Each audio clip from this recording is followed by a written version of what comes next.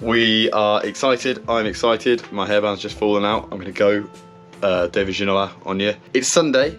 I came back this morning on the train. Kelly is just about to get in the car in Warwick, having done her last gig of the weekend, and her and the kids are coming back, but not in our car, in her dad's car, because our car's staying in Warwickshire, because we are going! 7 months we've spent in Southampton. Lots of friends made. 1 green belt, 1 yellow belt, and 1 white belt achieved. And a never-ending cycle of chaos to sort out. So we spent a mad few hours stowing and securing things. The piano,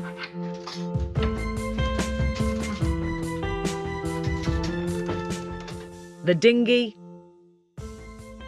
one last job before we cast off, to raise our new flag. Thanks, Kelvin. And that was it. Our friend Matt slipped our lines and recorded our departure. Whee! Round we go.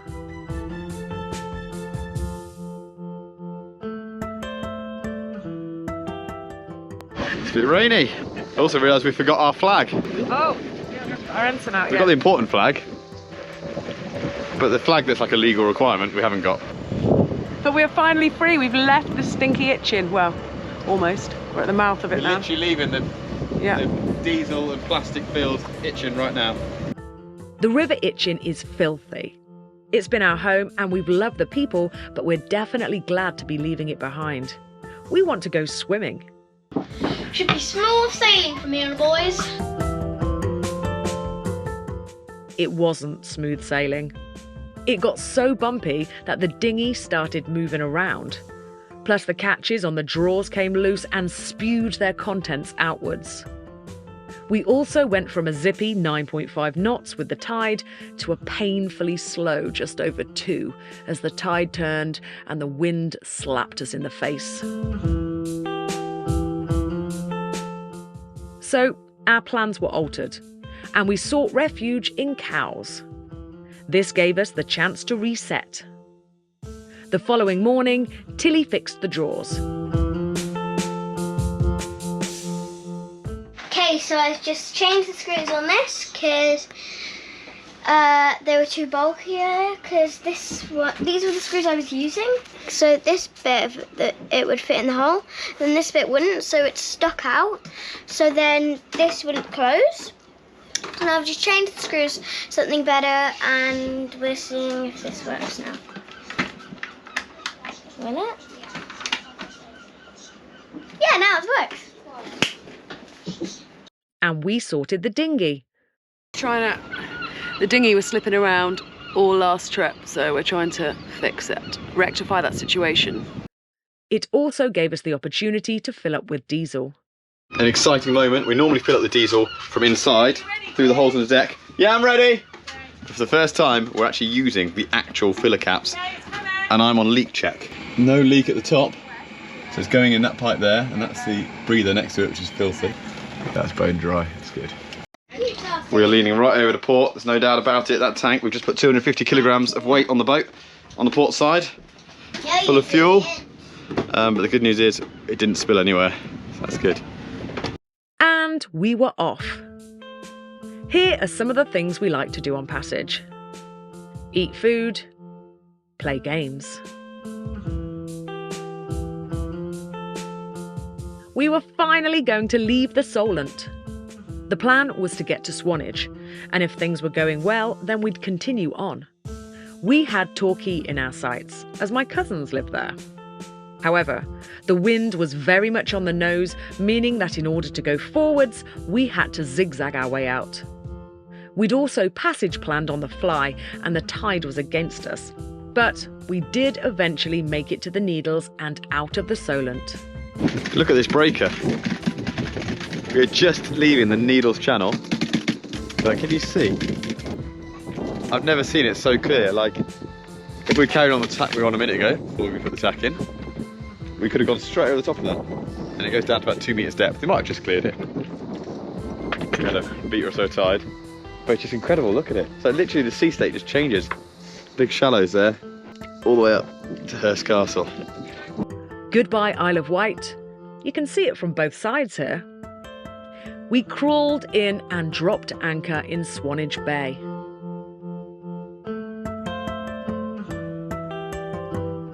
Hugh let out a bit too much chain, and we found ourselves becoming a hazard in a dinghy race. It did give us a good evening's entertainment, mind.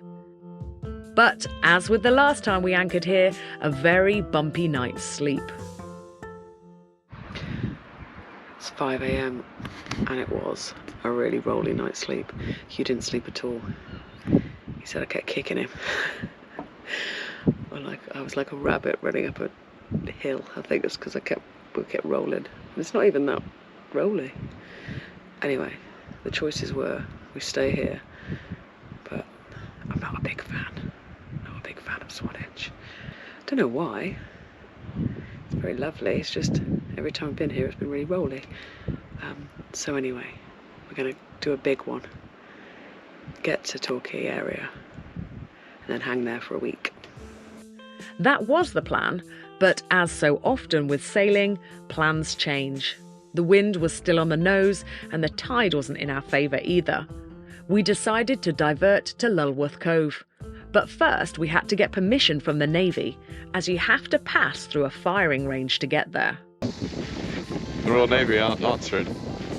They're in bed. Maybe they're in bed. I think they are. It's not even 8 o'clock yet in the morning. The Navy would be up by now, would they? You missed that amazing moment, Cal. I was having a phone call with a nice lady. I just phoned up Lulworth range because that's better than radio. And she went, no fire today, you're welcome to go through. That was it. Alright, so we'll do that, go through. So, plan B was a go, and we rolled ourselves over to Lulworth Cove, and I'm so glad we did. It is stunning. We dropped anchor, and as soon as we were happy that it was holding, we went off to explore.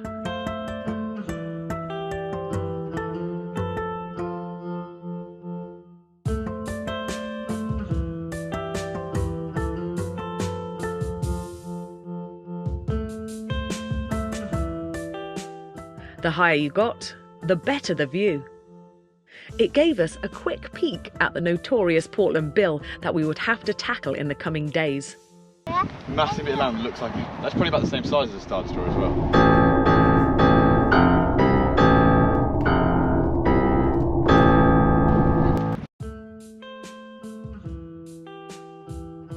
The geology around here is amazing. History laid out before your eyes. I've left them because I want to go up here.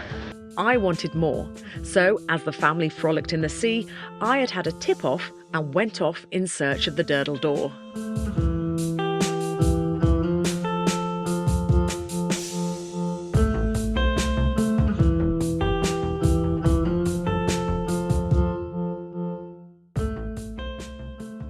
I'm so glad we came here by boat. The car park was rammed.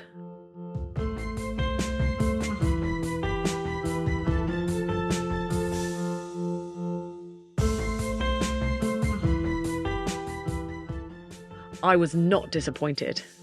There she blows.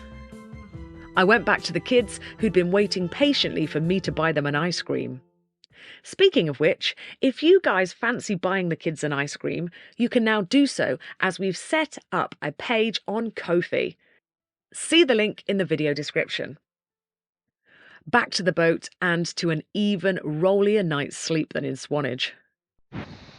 Oh, this is such a rocky, rolly anchorage right now. It was so rolly that we all had to camp in the saloon, as this was the part of the boat with the least movement. But on waking up, all was forgiven. Look at this amazing place.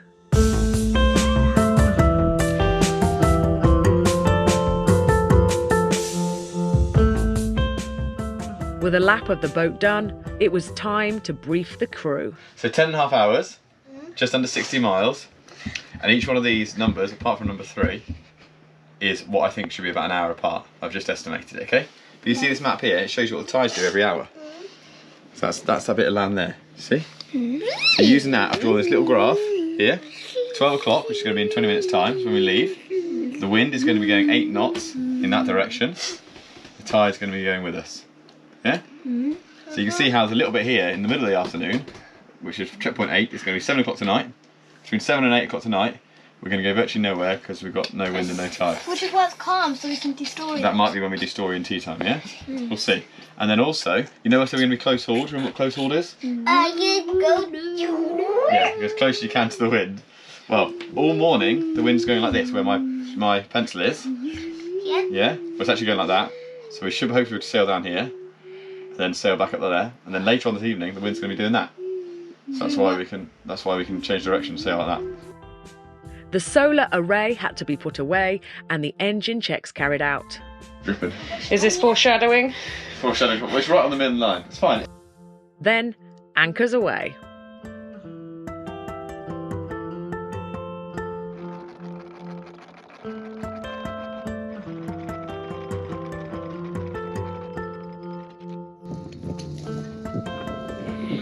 Catch of the day. Goodbye, Lulworth Cove. It was a rolly night's sleep, but it was stunning to look at and the sea was beautiful. We had to navigate the notorious hazard that is Portland Bill. So we radioed the NCI to check on the sea state. Esperance, this is NCI Portland. Over. NCI Portland, this is Esperance. Just after a quick update to the conditions south of the Bill. They told us that it was fair to moderate, but after factoring in the wind direction, we decided to give it a wide berth. Other things we like to do on passage: play Harry Potter, make a loaf, read a book. We also like dolphin spotting, although the ones we saw here were a bit camera shy.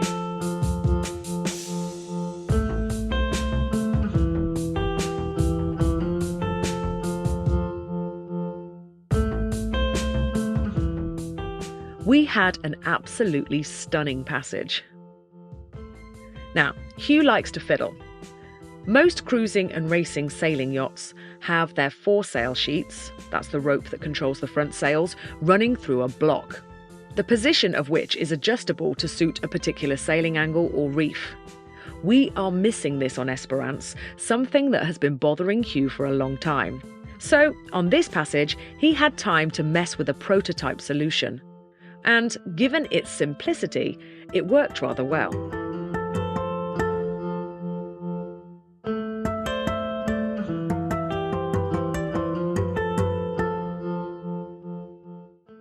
Hugh's passage plan was spot on today. The wind did what it said it was going to do, and before we knew it, it was time for bed.